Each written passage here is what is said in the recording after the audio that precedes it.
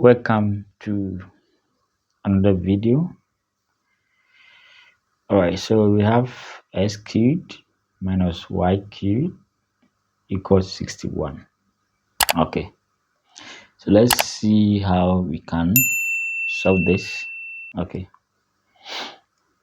alright, so we know x cubed minus y cubed is an identity. Okay, so in case we have, let's say, a cubed minus b cubed is same as a minus b times, so we have a squared plus ab plus b squared. Okay, so when you expand this, you get this. Okay, so this one can be written as, so we have x minus y, okay, times, so we have x squared plus xy plus y squared equals to 61. Okay, all right, before we continue, if you've not subscribed to this channel, please do so in order not to miss the next video. All right, thank you. All right, so we have x minus y times this, okay, equal to 61. All right, now the factors of 61 or 61 can be written as 1 times 61 or 61 times 1. Okay, but x minus y, okay, is less than x squared plus xy plus y squared. So it means this side will take the bigger part. So the next step would be x minus y, x squared plus xy plus y squared equals to 1 times 61.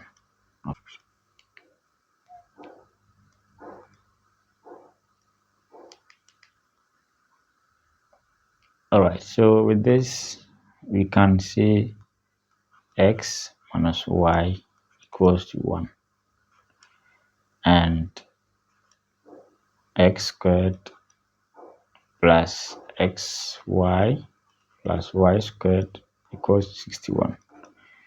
So this side is the same as x equals to 1 plus y. So we can call this one equation 1 and name this one equation 2. So we can substitute x in this. Okay, all right.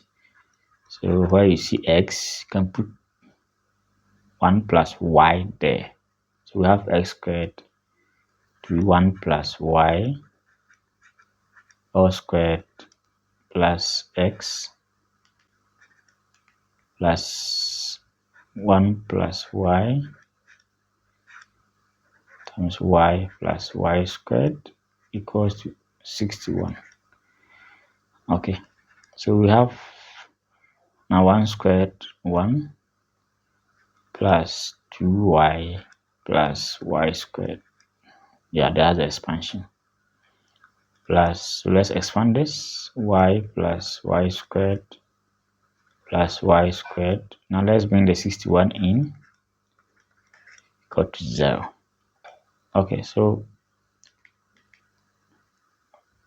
we have y squared plus y squared plus y squared, that is 3y squared, okay, plus 2y plus 1 minus 61. So 1 minus 61 will be minus 60 equal to 0. All right, so we have 3y, not So 3y squared plus 3y, not 12, because 2y plus y is 3y. Okay, so we can divide through by 3, which will make this side y squared plus y minus 20 equal to 0. So this one becomes quadratic. Okay, so we find two numbers, when we multiply them to give us this minus 20. But when we put them together to give us what's in front of y, that is 1. So 4 times 5 is 20. So this side is positive, so minus 4 times positive 5. So y squared minus 4y plus 5y minus 20 equal to 0. So we have y minus 4 plus 5y minus 4 equal to 0. So y minus 4, y plus 5 equal to 0. Okay, so the first answer for this is y minus 4 equal to 0 and y plus 5 equal to 0. So y is equal to 4 and y is equal to minus 5. Okay, so 1. When y is 4, what will be x? So I'll put 4 here. So when y is 4, x will be 5. So my x will be 1 plus 4, which is 5. And when y is minus 5, it will be 1 minus 5. So 1 minus 5 is minus 4. Okay. So that's that. So when y is 4, x is 5. When y is minus 5, x is minus 4.